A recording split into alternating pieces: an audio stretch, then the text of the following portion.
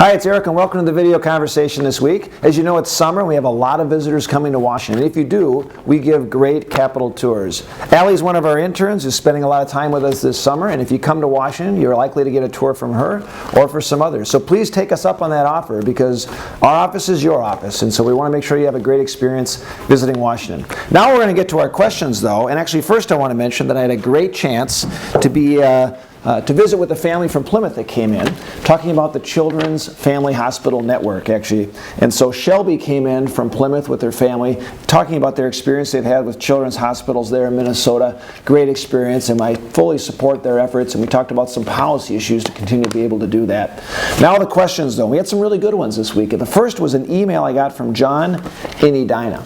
And actually, John wrote in saying, "Dear Congressman Paulsen, I'm writing in to ask you to continue supporting protections for government whistleblowers. It is important that those who bring forward wrongdoing by government agencies receive the protection and the support that they need. Without these protections, much of this wrongdoing would never be brought forward in the first place. Please do all you can to make sure whistleblowers continue to have these protections. Sincerely, John."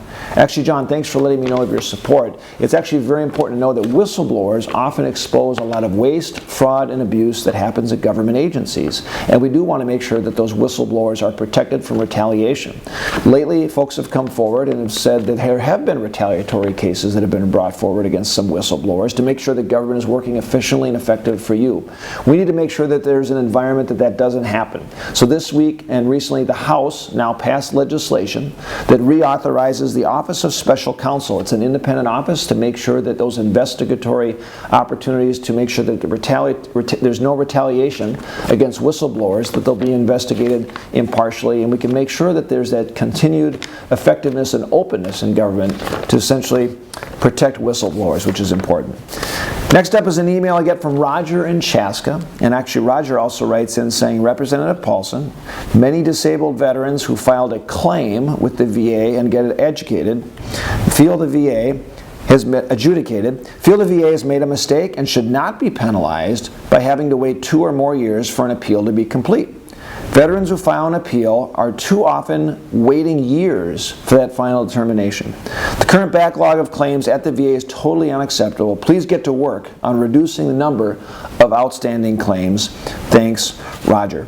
Actually, Roger, those concerns are very well noted, and you should know that disability claims process, it's been too cumbersome, it's been too complex, it takes too much time to work through.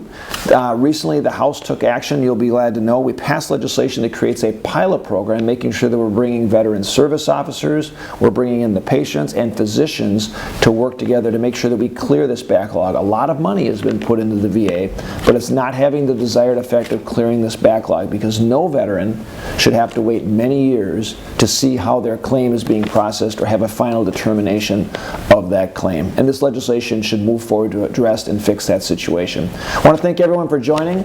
Hope everyone has a wonderful week as we prepare for the 4th of July and your outdoor barbecues. Continue to stay in touch. You can reach me anytime at Facebook, of course, or on the website at paulsen.house.gov.